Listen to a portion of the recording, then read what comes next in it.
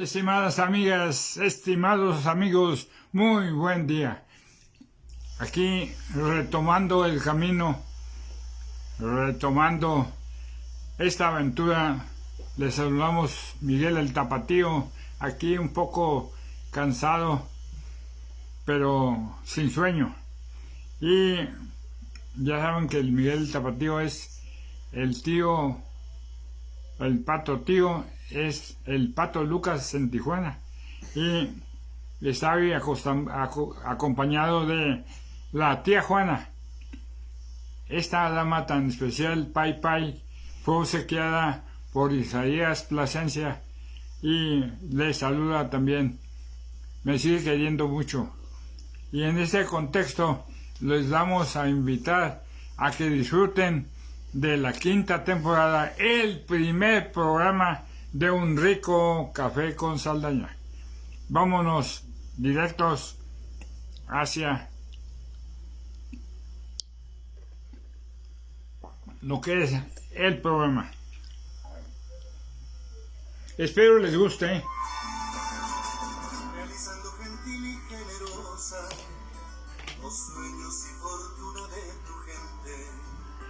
Has sido comprensiva y amorosa, distinguida, graciosa, diferente, porque has sufrido mucho, es más fuerte. Has visto la maldad antes y ahora, aunque hablen mal de ti sin conocerte, Dios te ha hecho más digna y más señora. Tijuana, mi ciudad, te amo Tijuana, te amo desde aquel primer instante, te quiero como madre y como hermana, me hiciste tu sentir siempre importante. Tijuana de mi amor, te amo Tijuana, y no me cansaré de repetirlo, en ti yo pongo toda mi esperanza, tú eres mi tesoro desde niño. Este es el primer programa de la quinta temporada de Un Rico Café con Saldaña. Agradezco a mi padrino, a don Rafael Amaral Ramírez, que está presente ya aquí con nosotros. Muchísimas gracias. A Eduardo Roque, otro extraordinario amigo, muchísimas gracias. Y estamos nosotros tratando de hacer algo por esta noble ciudad de Tijuana. Fíjense que el plano catastral logrado nos da muchísimo gusto mostrarlo aquí en su totalidad, porque es un referente de lo que es la nobleza de Tijuana. También tenemos que proyectar los coricos. Los coricos son los productos del Centro de Capacitación para Invidentes, el cual apoyamos, y para que los consuman. Seguimos con la canción a Tijuana.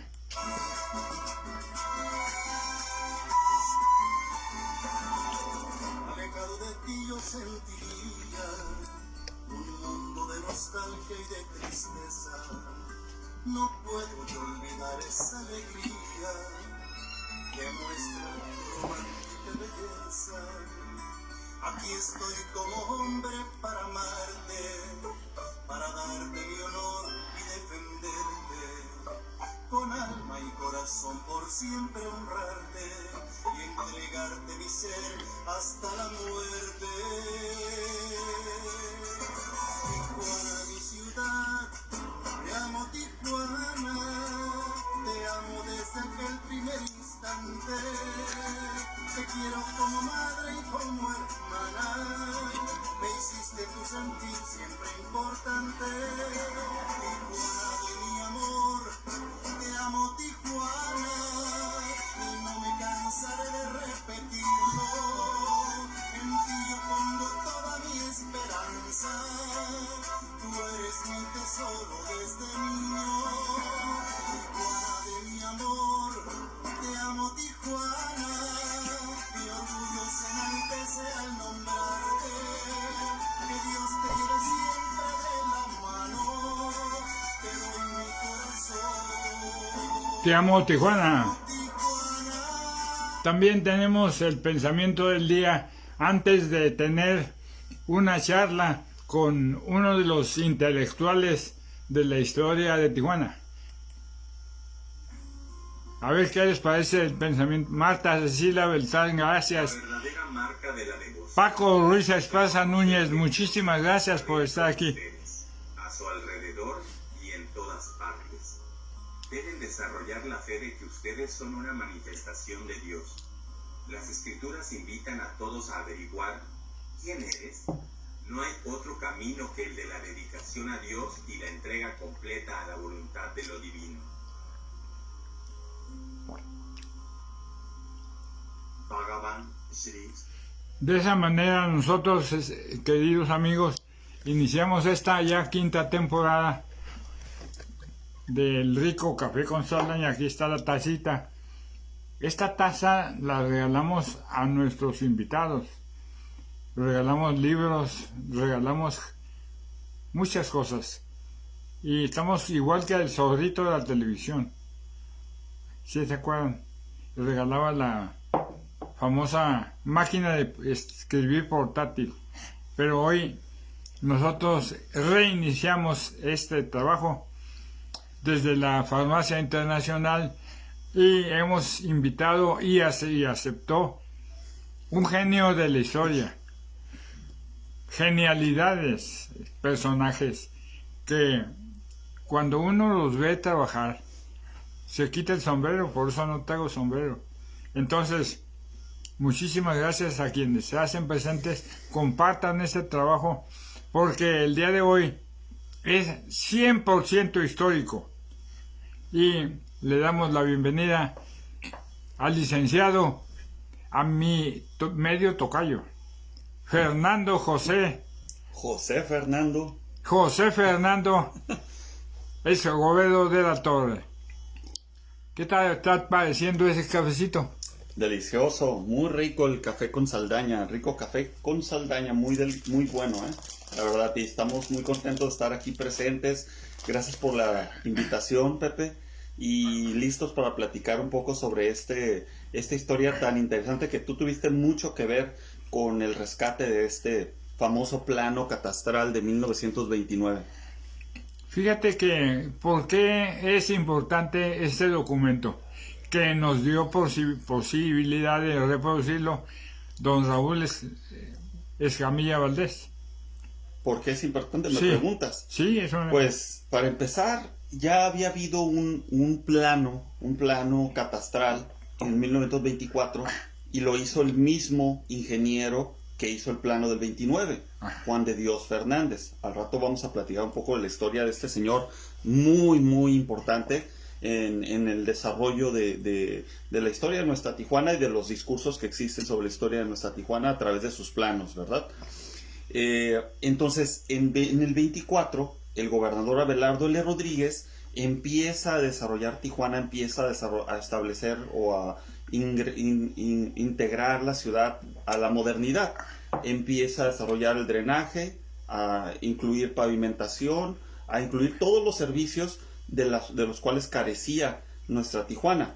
4 años después de todo ese proceso y de establecer el primer plano con el mismo ingeniero Juan de Dios Fernández en 1924 y impreso en marzo de 1925, 4 años después surge este otro plano, ¿verdad?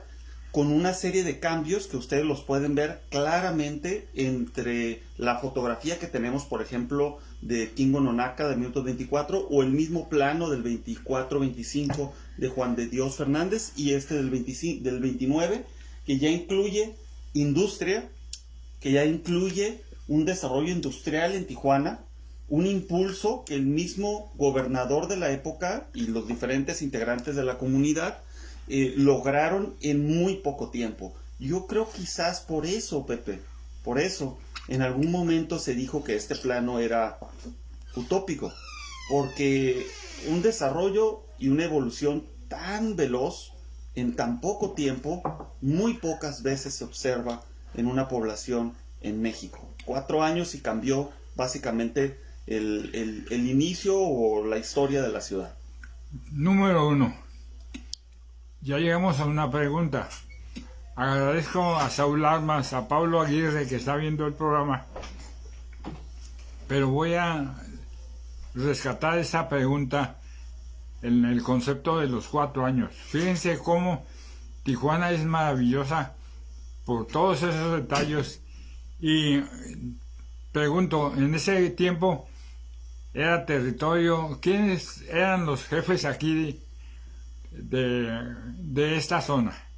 En esos 4 años, pues el gobernador Abelardo L. Rodríguez era el personaje más importante y más influyente de la población del Distrito Norte, porque éramos un distrito todavía. Se dividía la Baja California, Distrito Norte, Distrito Sur, y Tijuana, pues intentó encontrar la autonomía a principios de la década de 1920, pero no funcionó, y el gobierno local se convirtió en un consejo a partir de 1925. Es decir, muy poco tiempo después del primer plano de Juan de Dios Fernández, publicado en marzo de 1925, se convirtió Tijuana en un consejo municipal, y estaba dirigido por un grupo de personas de la comunidad y políticos y burócratas del gobierno del estado sobre todo. Agradezco la presencia de Cuquita. La maestra Cuquita está ya jubilada, pero ya está aquí en el programa. Te manda saludos. También Isaías Hernández Reyes te manda saludos. Saludos. Y en este contexto y en este tiempo voy a hacer lo posible. En primero te entrego muchas gracias. Esa. El calendario del profesor Arturo Pompa Ibarra, y es un gran regalo. Muchísimas gracias. Te regalo coricos también. Son para ti los coricos. Sí, excelente, para alimentarnos bien. Y de esa manera el programa lo vamos a dedicar al plano catastral. ¿Por dónde empezamos? Pues para empezar vamos a hablar quién es Juan de Dios Fernández. Juan de Dios Fernández, el ingeniero que desarrolló y el plano anterior, el que acabo de mencionar, que se publica en marzo de 1925. Juan de Dios Fernández nace en Ciudad de México, por allá de la última década del siglo XIX. Su papá se llamó Juan de Dios Fernández Leal y fue un escultor mexicano que hizo o creó con su creatividad el águila del centenario, el águila de Porfirio Díaz, el símbolo patrio de nuestra nación en la primera década del siglo XX, cuando se iba a festejar el centenario de la independencia de México. Juan de Dios Fernández Leal, padre del ingeniero que vino a hacer los planos de aquí de la ciudad de Tijuana, hizo esta águila famosa, y se hizo precisamente por indicación de Porfirio Díaz para festejar el centenario de la independencia. Ahora su hijo Juan de Dios Fernández Perea, él llega a la ciudad por allá de 1919, en 30 de enero de 1919, creo que para febrero ya estaba en Tijuana, más bien, principios de febrero, y es parte de un grupo de políticos o gente del gobierno del centro de la República, trabajadores del gobierno federal, que están llegando al Distrito Norte de Baja California en época de Esteban Cantú para exigirle cuentas al gobernador Esteban Cantú. Entre ellos llega... ¿Era Cantú, era el jefe de jefes? En ese momento sí. ¿Sí? Era el jefe de jefes, él controlaba todo, pero al mismo tiempo en la capital de la República teníamos a un Venustiano Carranza que ya estaba bien establecido, con una constitución mexicana que ya estaba en pie, ya estaba funcionando, y que para enero del 19 está mandando, desde el 18, mediados del 18 ya está mandando funcionarios. En julio del 18 manda al secretario de Agricultura, Pastor Roa, ¿sí?, a observar qué está pasando acá en el Distrito Norte de Baja California con Esteban Cantú. Luego empiezan a llegar poco a poco estos funcionarios federales. Entre ellos hay uno que escribió un reporte muy interesante de Modesto C. Rowland, que lo pueden observar ustedes en la colección. Sí, hay un libro inclusive exactamente, del reporte. Sí, exacto. Mira, Fernando, te voy a comentar algo. La maestra me dice que le da mucho gusto verme. Aquí andamos, muchas gracias. Y Paco Ruiz Esparza Núñez nos dice, excelente invitado.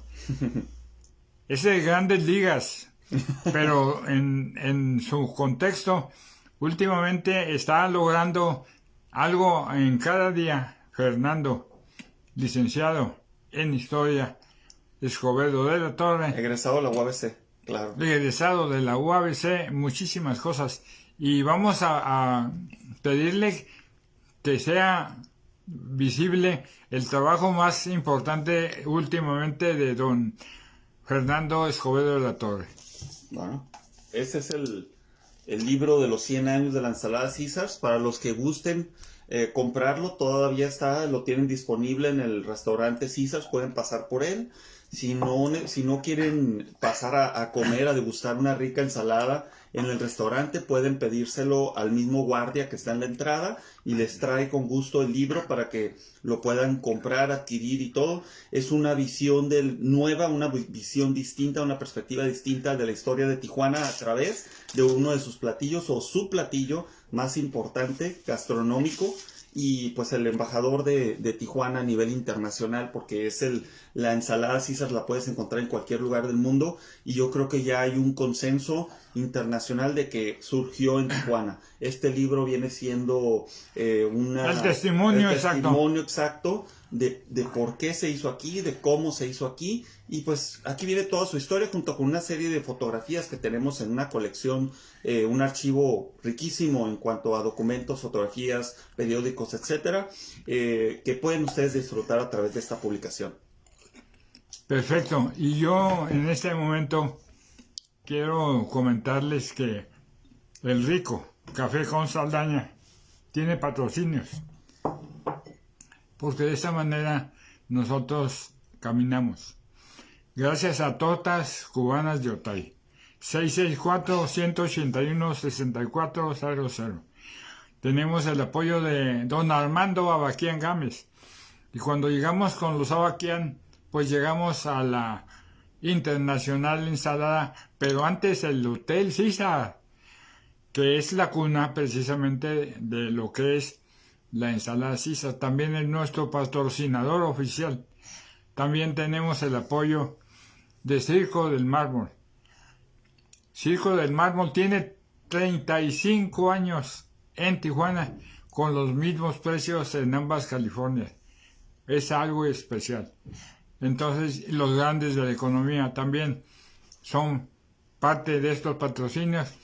Y en este Rico Café con Saldaña, la intención es dar a conocer a ustedes algo de nuestra histórica ciudad, la Tía Juana, y aunque de incierto manantial emana el prodigioso nombre de Tijuana, viva esta tierra con sus nombres.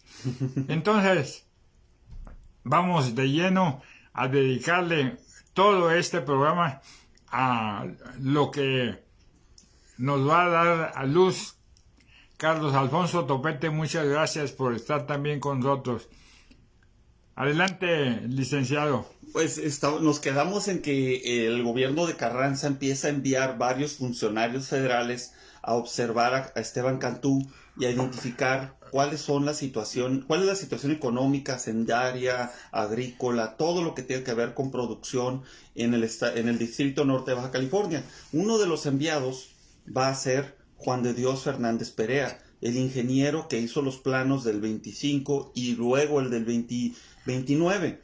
Él venía como encargado de la Secretaría de Gobernación en ese entonces de Carranza, para poder identificar algunos de estos problemas, ¿no? Él como ingeniero, como una persona que puede, pues está muy enfocado en el uso de la tierra, como ustedes pueden observar con los planos catastrales, el uso de la tierra no nada más en el campo, sino en las ciudades, y sus resultados van a ser estos dos planos de la ciudad, porque son en los que va a quedar él perpetuado a través de las imágenes de dichos planos, que uno de ellos nos lo facilitó Antonio Padilla Corona. Él lo publica en su libro El Callejón Z, el del 25, el de marzo del 25, y este otro tiene su propia historia, Pepe, una historia muy especial en la que tú eres un personaje protagonista, sobre todo yo creo que el protagonista, junto con el señor Raúl Escamilla Valdés,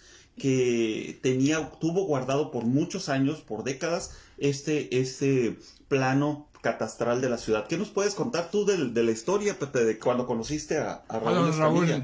Fíjate, primeramente le voy a dar un saludo muy especial a Luis Rodolfo Enríquez, a Jorge Hernández, muchísimas gracias, porque precisamente Jorge Hernández es pariente de don Rubén Amaya González, Mira. que es parte importante de su firma, va en ese plano. Y yo quiero pedirte, por favor, mostrar y el agradecimiento a... Mira, ese es cuando hicimos tu homenaje, precisamente por todos los años de trayectoria que tú has realizado y por la labor que hiciste, sobre todo en el caso del estudio Escamilla con el señor Raúl Escamilla Valdés y muchos otros temas que tú has tocado a través de tu historia como un promotor, como un vínculo, un puente entre las instituciones y la gente de Tijuana. Siempre ha sido un vínculo, siempre ha sido una persona muy trabajadora, que es incansable, que tiene una energía que yo creo que si no hubieras estado tú, muchas historias no se hubieran platicado, Pepe. Este homenaje, esta placa, te la firma Jesús Emanuel Villalba León, que todavía es el director del Instituto Municipal de Arte y Cultura, y el proyecto fue impulsado junto con Jesse Villalba, por el maestro Hilario Castillo, que es actualmente todavía el coordinador del Archivo Histórico de Tijuana. Entonces estamos muy contentos de haber estado en este homenaje para ti y que se mencionara el plano del 29 y ese rescate de millones de negativos que tiene el estudio Escamilla, que pues básicamente es por ti, Pepe, que estuvimos ahí. Bueno, muchísimas gracias, Fernando. Vámonos directos al detalle del plano. ¿Cómo empezamos la clase? Mira, yo creo que vamos a empezar por estas firmas de acá, porque es muy importante para mí. Aquí hay una empresa que se llama Compañía Planificadora de la Baja California, ¿verdad? En esta empresa solamente dice que únicamente las firmas que están en esta parte de aquí pueden autorizar la reproducción del plano del 29.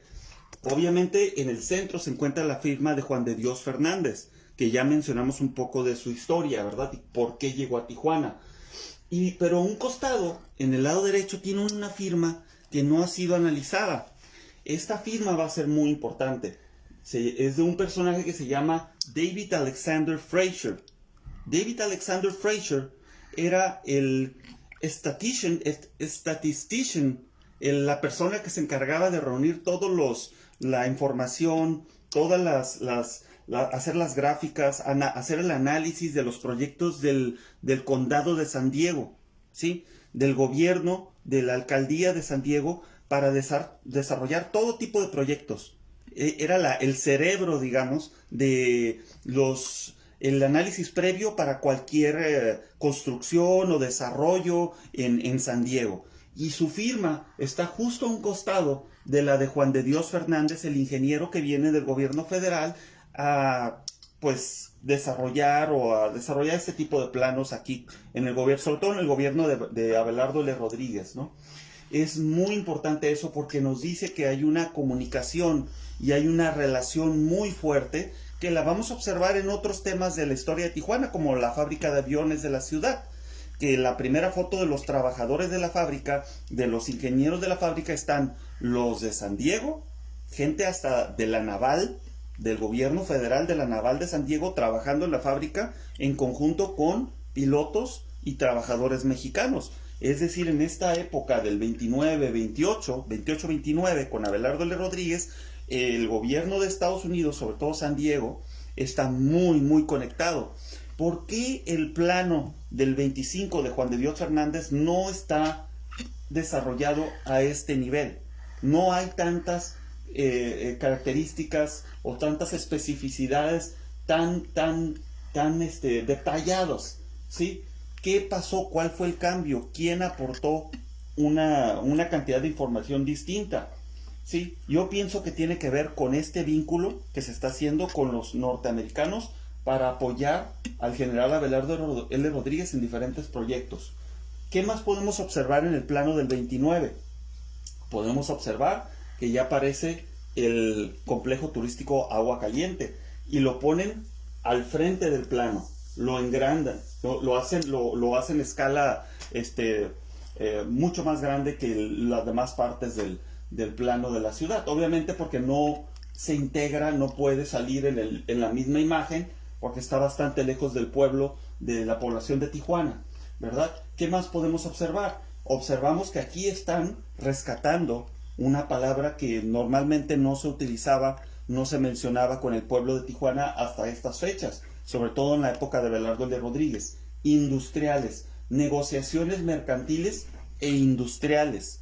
¿Sí? Ellos están rescatando que Tijuana está evolucionando y que está desarrollándose industria en la ciudad. ¿Qué industria tienen? Pues ni más ni menos que, como lo podemos observar aquí, industria petrolera. Ya están incluidos compañías petroleras que se encuentran ubicadas dentro de este plano.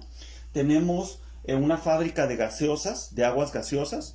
Tenemos fábricas obviamente de licores, por la época y el contexto en el que nos encontramos en estos años todavía, que es justo en la frontera y durante la época de la prohibición en Estados Unidos. Es decir, aquí se producía desde whisky hasta tequila hasta vino. En Tijuana se producían esos tres tipos de bebidas alcohólicas y ni se diga la cerveza, también se producía la cerveza.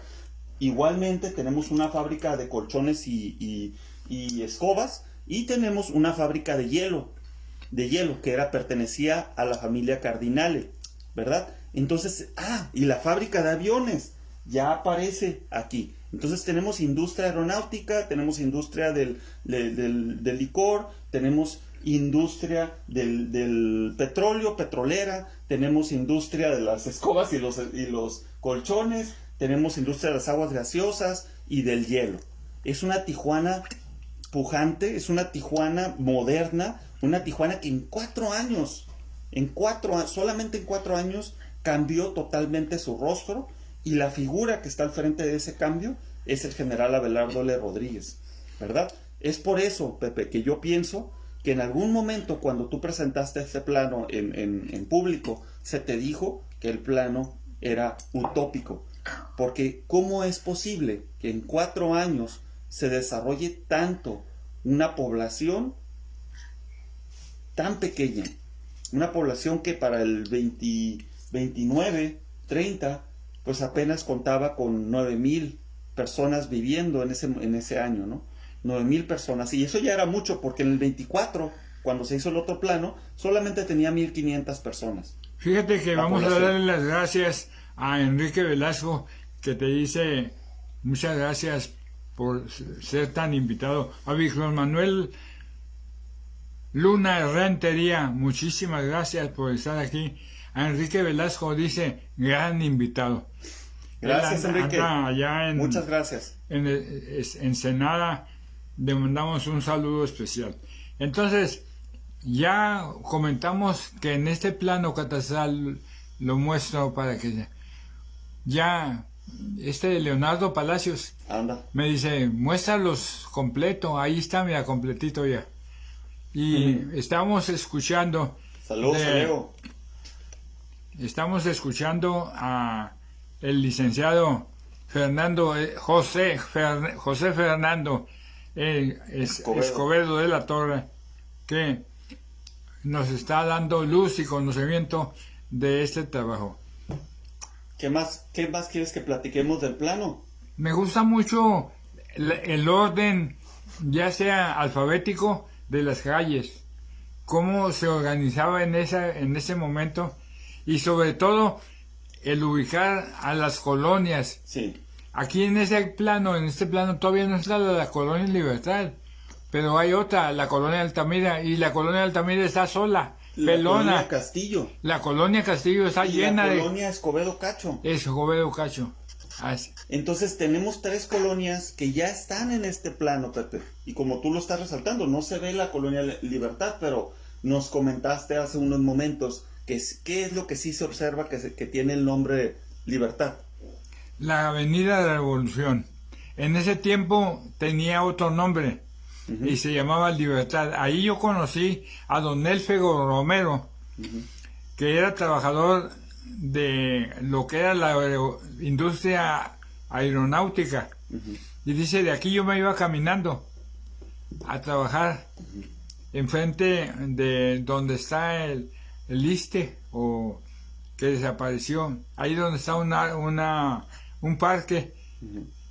Después fue estación de bomberos, ahí se localizaba esa fábrica. Y dice, yo me iba caminando. El Fego Romero trabajó, es el papá de la señora Ella Romero.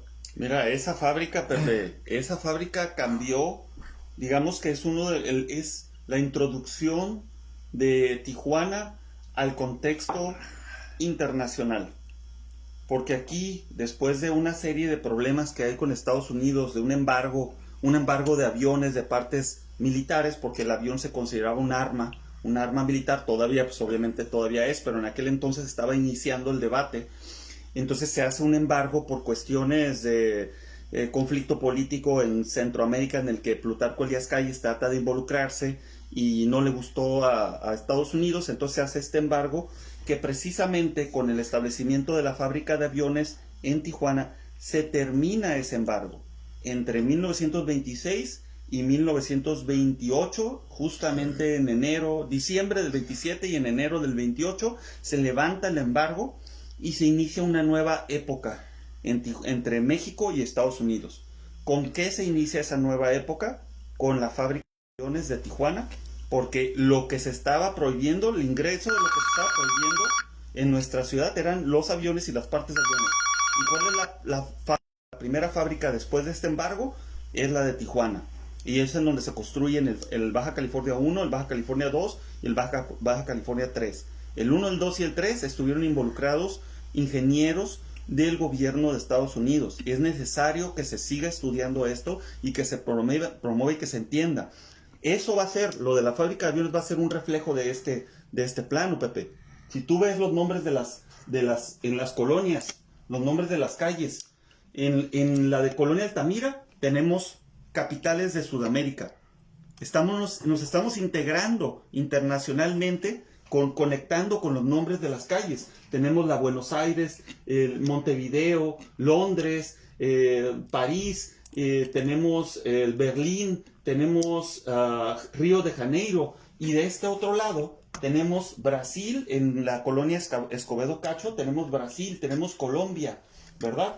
Y ni se diga un poco más hacia adelante, ya sabemos que siguieron los nombres internacionales.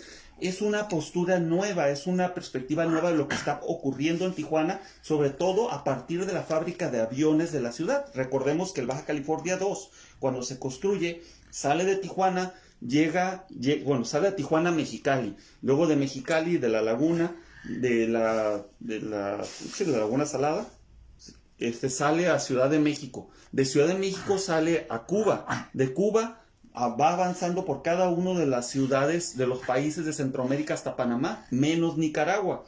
Y luego se regresa de nuevo a Ciudad de México, ¿verdad? Entonces es esa Tijuana internacional que es un reflejo de sus industrias que está promoviendo el general Abelardo L. Rodríguez, y que se observa en la nomenclatura de la ciudad. Como mencionaste, no existe una colonia Libertad aún, no es la primera colonia de la ciudad. En este plano no aparece la Libertad, ya aparece la Escobedo Cacho y ya aparece la colonia Castillo y la Altamira, porque desde ese entonces, desde agosto, quizás un poco antes de 1929, ya estaba en construcción y en planes la escuela Álvaro Obregón, que recibe el nombre del general después de que es asesinado allá por junio de 1928 precisamente. Precisamente en este contexto voy a tocar el tema del maestro Arturo Pompa Ibarra, porque gracias al maestro recibimos mucha información, sobre todo de esta área donde está la Escuela Martínez, Escuela Miguel F. Martínez, la primera escuela de Tijuana. Entonces, acuérdate que también el día de ayer yo publiqué una panorámica de los personajes que estaban en la inauguración de lo que fue la Escuela Álvaro Obregón. El profesor Pompa me dio oportunidad también de sacarle una copia y lo hicimos, y ahí están los personajes. Hay una cosa que me llena de intrigas, porque todos andaban con un bigotito a la Adolfo Hitler. Era muy popular México en ese tiempo con Alemania. Sí, hay algunos comentarios del mismo Hitler sobre México, pero no tanto por la manera como era administrado el país, sino más bien por sus recursos, ¿no? O sea, él hace unos comentarios ahí de que si Alemania tuviera control de México, imagínense lo que sería de Alemania, ¿no? Por la cantidad de recursos naturales que posee nuestro país todavía. Fíjate que en ese plano también hay el nombre de varios templos. Ahí es. Oh, sí. Es que nada más mencionamos la parte de las industrias y los comercios, pero también el plano incluye instituciones sociales. Recordemos que en esta época se acababa de resolver entre comillas, el tema de la guerra cristera, ¿verdad? Y de repente en este plano oficial, ¿sí?, del gobierno, promovido por Abelardo L. Rodríguez, que tiene línea directa con Plutarco Elías Calles, que por cierto, Plutarco Elías Calles tenía a sus hijas en la iglesia católica de la ciudad de San Diego, aquí vivían básicamente, aparece en el plano catastral los templos religiosos, el católico, el protestante evangelista, el templo masónico que también aparece, y otras iglesias y otras instituciones sociales y también culturales, como el teatro Zaragoza y el teatro Concordia, o teatro que en este momento creo que lo mencionan como Tijuana. Sí, le ponen teatros Tijuana y Zaragoza. Sí, Tijuana y Zaragoza, porque el teatro Concordia, que estaba justo enfrente, aquí está el edificio, aquí se alcanza a ver, y sí tiene un número, es decir, sí está clasificado en este directorio. Justo enfrente del Parque Teniente Guerrero, el Teatro Concordia fue promovido por uno de los firmantes de este plano, el señor Daniel González, que era el tesorero del Consejo Municipal o vicepresidente municipal en ese momento, ¿verdad? Él era el propietario del Teatro Concordia, y ahí se encuentra. Entonces, este plano reúne a todas las instituciones culturales, sociales, industriales, comerciales, una Tijuana muy distinta a la Tijuana de inicios de la década de 1920, una Tijuana que en 1920 tenía nada más 1,000 personas viviendo en la ciudad, y para el 1929 ya tiene 9,000, y tiene toda esta serie de instituciones, y tiene un complejo turístico Agua Caliente que va a traer la atención de cientos de miles de personas que lo van a visitar, entre ellos herederos a la corona de Alemania, por ejemplo, ¿no? El heredero, que la corona de Alemania obviamente la eliminan después de la Primera Guerra Mundial, pero ahí sigue la familia funcionando, y tenemos un documento en el que visita el heredero directo a la corona de Alemania, promovida su visita por Henry Ford, ni más ni menos que por Henry Ford, que envía a esta persona por toda América Latina a hacer un recorrido, y entre sus paradas, si no me equivoco, la primera parada está el Casino Agua Caliente en Tijuana, ¿verdad? Ese tipo de personalidades está visitando esta pequeña población que está desarrollándose poco a poco, que ya tenemos sus subdivisiones, la colonia Altamira, la colonia Castillo, la colonia Escobedo Cacho de don Mariano Escobedo González y del licenciado Luis G. Cacho, y el antiguo hipódromo que todavía aparece en el plano, ¿verdad? Que muy poco tiempo después de la firma de este plano va a desaparecer. Por cierto, Va a ser aparece... su último año, el último año del hipódromo. Aquí este es el último año del hipódromo antiguo de la ciudad. Y entonces también aparece por la Avenida Libertad, que es ahora la Avenida Revolución, aparece un coliseo y aparece el templo mayor, así le podrían decir, al Hayadai. Exacto, Pepe, tienes mucha razón.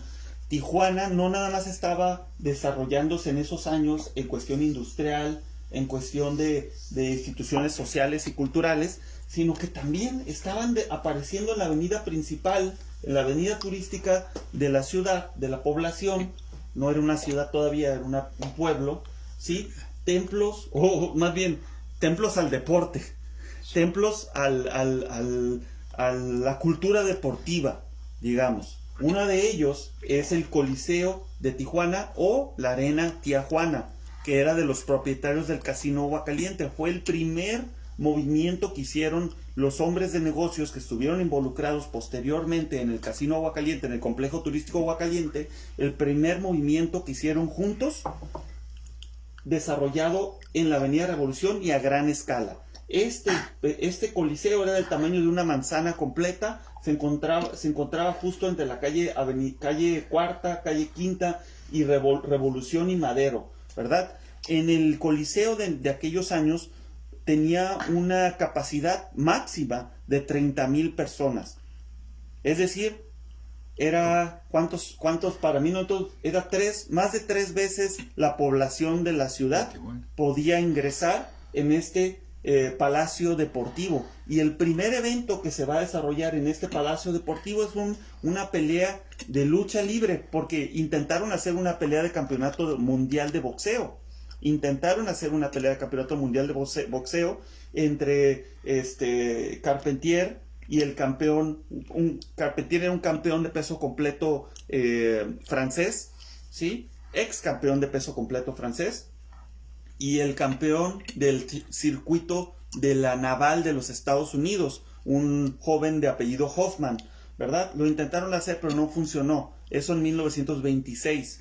Pero para el 27 se inaugura este espacio, este Palacio del Deporte, con una lucha libre entre Martínez Larrea, un luchador muy importante que va a aparecer también en Ciudad de México varios años después, en la Arena México, allá en la capital de la República, pero que aquí ya se encuentra luchando desde 1927 junto con los propietarios de este espacio. ¿Quiénes eran ellos?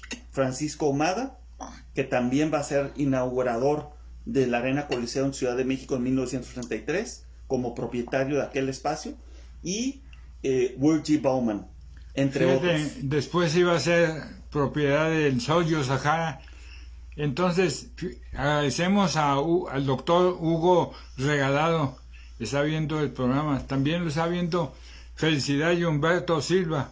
Muchísimas gracias, porque de esta manera estamos dedicándole a ustedes una importante clase de historia de Tijuana. Saludos al doctor Hugo Regalado, es una persona con una aportación muy interesante a nuestra ciudad. Él está manejando también el estudio de los migrantes aquí en la región y trabaja en la UABC, en la Facultad de Economía, precisamente. Le mandamos muchos saludos.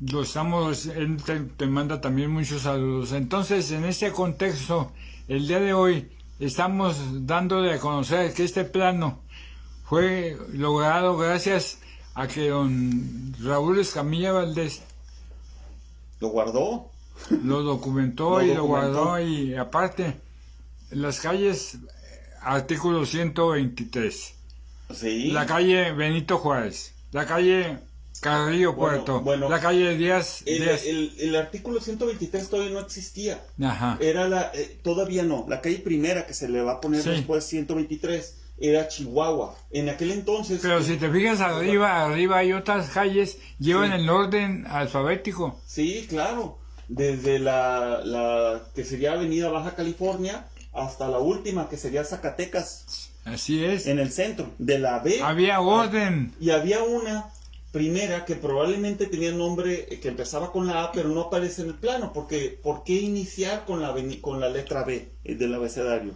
No sabemos por qué, esta calle no tiene nombre, pero ahí aparece, ¿no? También aparece un parque que todos conocemos como Parque Teniente Guerrero, que se va a encontrar dentro de que precisamente se van a cumplir los 100 años del parque en este año.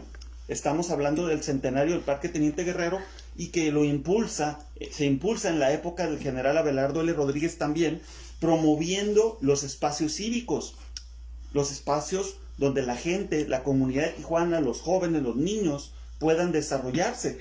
Ya habló José Saldaña de la Miguel F. Martínez, también impulsada por el general Abelardo L. Rodríguez. Es decir, estamos hablando de todas esas instituciones que no existían en esta cantidad y en esta magnitud, se están desarrollando con un hombre, con un gobernador que está siendo rodeado por gente que trabaja muy bien, Aquí va a aparecer un personaje, en este mismo consejo municipal, va a aparecer un personaje muy interesante también, que no se observa su firma en este documento, ¿verdad? Pero la persona encargada del comercio internacional, el comercio de Tijuana y del Distrito Norte de Baja California en ese momento, era Santiago Berreachi, pero su base era en Tijuana. ¿Quién fue Santiago Berreachi? Una persona que venía de ser el attaché comercial de México en la ciudad de Nueva York, ¿verdad? Fíjate que voy a permitirte cambiar de imagen hacia mi persona, porque Santiago Berreachi, al igual que el doctor, que venían las artistas a buscarlo, Osornio, el don Santiago Berreachi, a mí me lo dijo, me lo dijo Adel Samajá. Adel Samajá tenía una hermana que era la más bonita de todo el mundo. ¿Y con quién se casa? Con Santiago Berreachi. Entonces, esa es otra de las cosas que una cosa me lleva a otra, y lo estamos documentando en este momento. No, y Santiago Berreachi ni más ni menos que el creador de Posa Films y el descubridor, el que descubre a Cantinflas en las carpas. A Santiago Berreachi, Cantinflas le recuerda a un personaje que ya había conocido en Tijuana y en la región de Los Ángeles, San Diego y Tijuana. ¿Quién era? Chaplin, ni más ni menos Charlie Chaplin. Entonces, cuando lo ve en las carpas en Ciudad de México, Santiago Berreachi, ya con este conocimiento de la cultura hollywoodense, del cine, porque su hermano era el cónsul, el attaché comercial en Los Ángeles, en la ciudad de Los Ángeles, que abarcaba San Diego, Los Ángeles y San Francisco. Él se casa también con un artista de cine por un tiempo y conocía a los artistas, sobre todo fue su padrino de bodas, si no me equivoco, fue Rodolfo Valentino.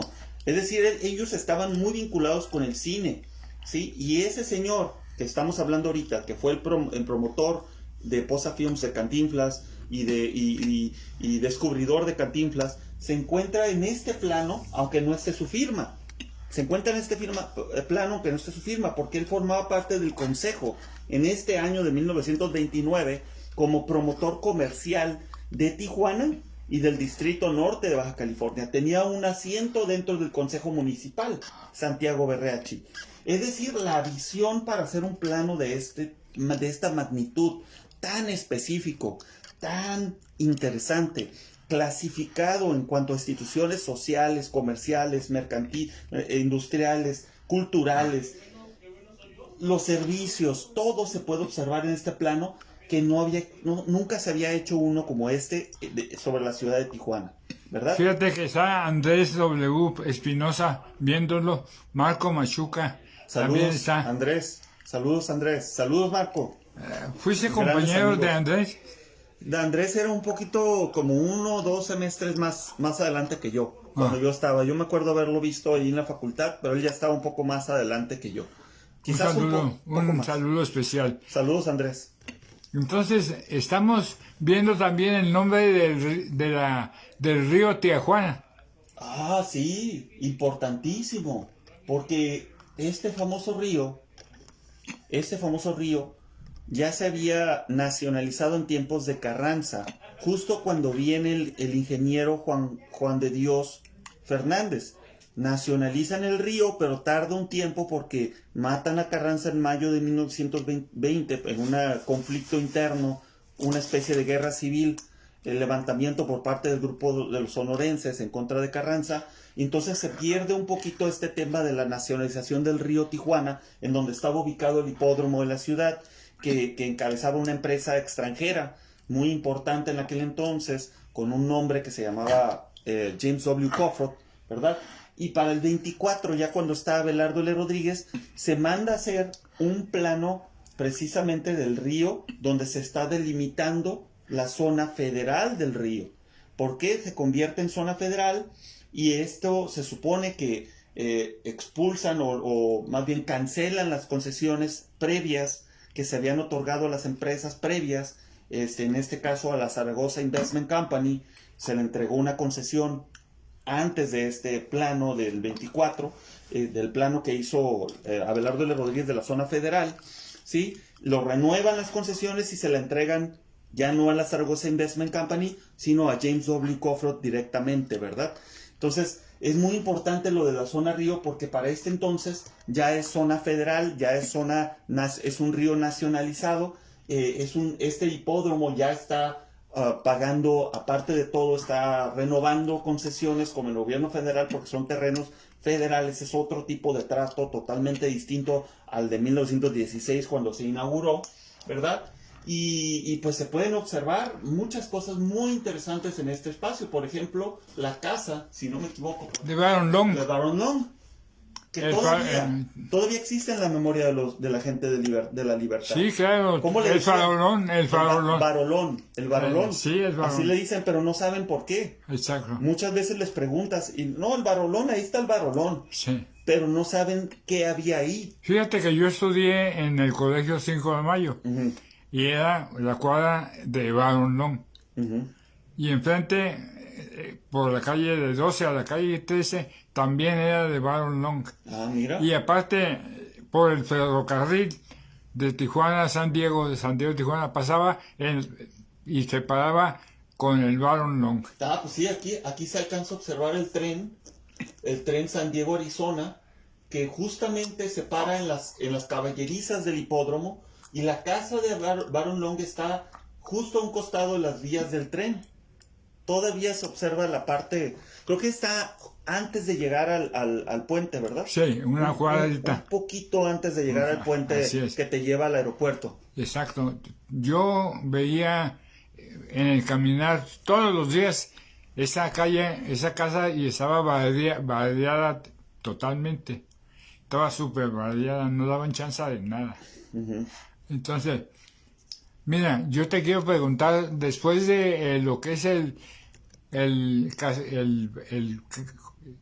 Hayaday, Sí. abajo, ¿esa qué es? Es la compañía cervecera de Tijuana. ¿La de Cardinales? La de los Cardinales, los hermanos Cardinales. Ellos fueron un grupo de italianos que llegaron de San Francisco junto con César Cardini, que eso se conecta con mi ensalada, mi libro de la ensalada de los 100 años, de la ensalada Caesars, ensalada tijuanense. Llegan en 1920 juntos. Ellos ya producían vino en la región de Napa Valley. Ellos se dedicaban a cultivar la vid y a la venta de licores a través de negocios comerciales para vender este tipo de producto allá en San Francisco, ¿verdad? Cuando viene la prohibición, pues ya se les prohíbe el producir vino y el venderlo y el vender licor, etcétera, ¿no? Entonces se vienen a Tijuana y para 1922 establecen la primera fábrica de cerveza y de licores del Distrito Norte de Baja California, es decir, de Baja California. La compañía de los Cardinales, la cervecería Tijuana, ¿verdad? Y aparte, esa industria mete algo importante en su, ¿cómo se llama? La salud. Salud. Sí. cuando los me ponen en su... ¿Los tarros o qué? como eran peones de metal, Ajá. las famosas sodas, No recuerdo. Los latas, las latas. las latas, Sí, exactamente. ellos son los que empiezan con las latas. Yo no sabía eso, pero está muy interesante que lo hayan introducido también, Pepe. Es una aportación muy grande la que acabas de hacer. Entonces, y dice Cerveza Tijuana. Sí. Entonces, Reina Soledad está viendo el programa, le mandamos un saludo a don Mario Rodríguez y a Reina. Y en estos 5 minutos que faltan, Fernando, ¿qué otra cosa vamos a de documentar de tu trabajo? Bueno, ¿qué más? ¿Qué más podemos documentar? Entre las otras firmas que podemos observar aquí se encuentra la del presidente del Consejo, Adrián Cubillas, que pertenecía a una familia sonorense muy importante que para 1927, en mayo de 1927, lo eligen a él como presidente del Consejo de Tijuana, ¿sí? Justamente un mes, mayo, junio, julio, 2 meses antes de que se inscriba el acta de la Compañía Mexicana del Agua Caliente, ¿verdad? Y justamente en el mes en el que se inaugura, unos días antes de que se inaugure en junio, el galgódromo de la ciudad en 1927. El galgódromo se inaugura en junio de 1927 y él para 17 de mayo, 17 de mayo, ya se convierte en presidente del Consejo Municipal. Y se dice que Adrián Cubillas, por algunos documentos que tenemos por ahí, estaba involucrado en el proyecto del galgódromo, era copropietario del proyecto antes de eso del Hot Springs y durante la inauguración del galgódromo del mismo pista de carrera de perros. Brenda Muñoz está con nosotros y también, entonces vamos a ir a Aguacaliente y donde se encuentra ahí está el galgódromo ya. Aquí está el galgódromo, es el segundo punto, la segunda construcción magna que va a desarrollar el grupo de lo que va a ser Agua Caliente, ¿verdad? El primero ya lo mencionamos, fue el Coliseo de Tijuana, luego la Arena Tía Juana, ¿sí?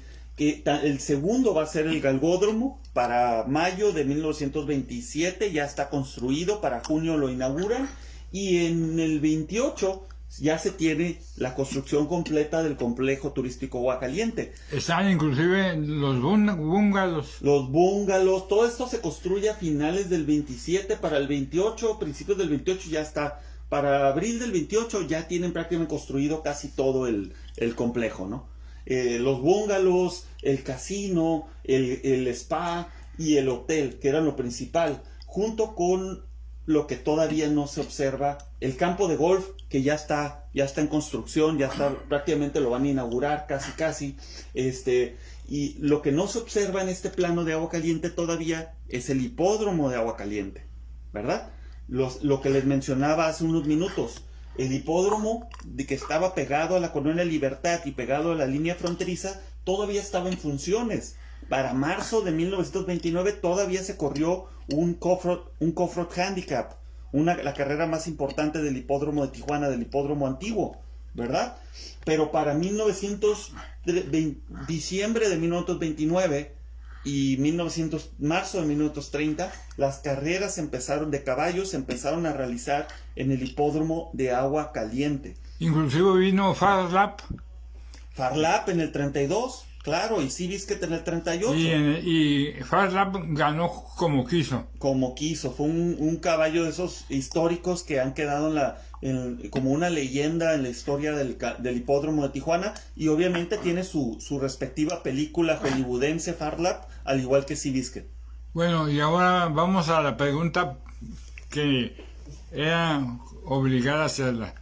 ¿Qué novedad traes respecto de esto que el día de hoy estamos haciendo? Pues la novedad es de que el plano del 29 es un reflejo de la política internacional que se estaba realizando a partir de Tijuana y de una solución que se estaba desarrollando en la frontera entre dos países, dos gobiernos federales, el gobierno de México y el gobierno de Estados Unidos.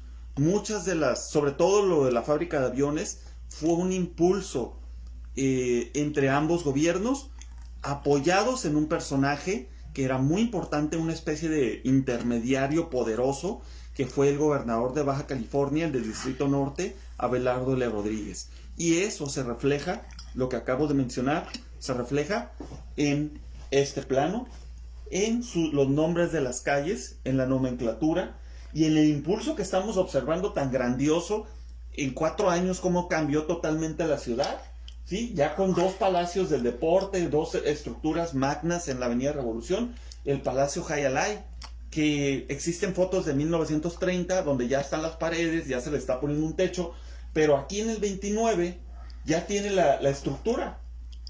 O sea, ya se ve en la estructura. Este plano es de enero de 1929.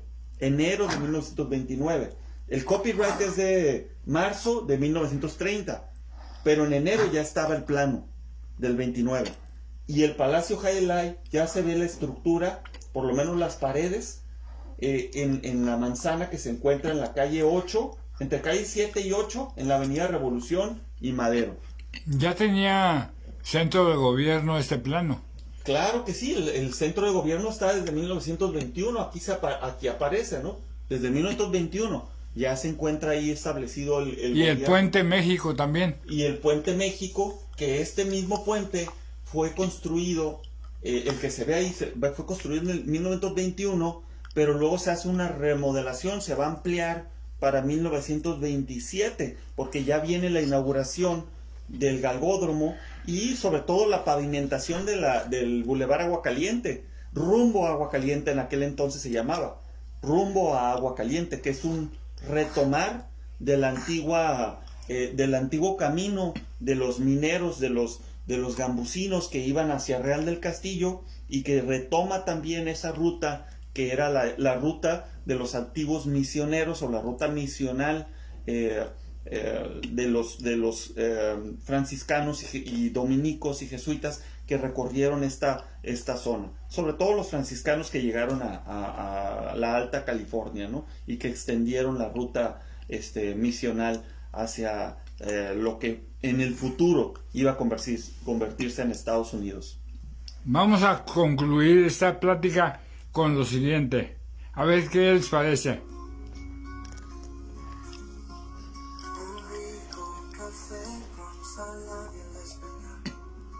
Historias de Tijuana, cada sol por la mar. Familias de la ciudad, con José en la mañana, Miguel el Tapatío y la tía Juana. Un rico café y con saldaña platicar.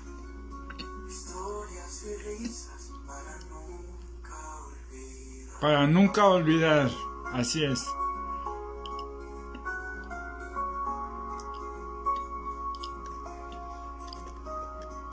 Miguel y su pato cuentan cada día aventuras y chistes de nuestra compañía. Un rico café con saldaña platicar. Historias y risas para nunca olvidar. Fíjate que eso lo recibí y alguien le cambió de ritmo. A ver qué les parece.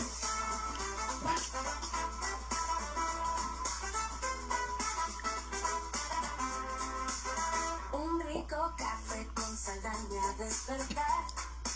Historias de Tijuana en cada sorbo de mar. Familias de la ciudad con José en la mañana. Miguel el Tapatío y la tía Juana. Un rico café con saldaña platicar. Personalidad de la radio que todo Tijuana escucha. Historia y risas para nunca olvidar. Billy y su gato cuentan cada día aventuras y chistes en nuestra compañía.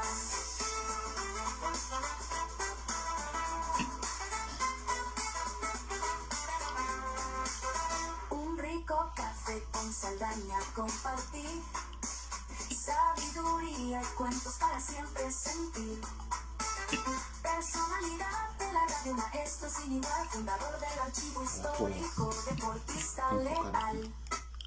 Y vamos a comentar con Fernando Escobedo de la Torre. Adelante.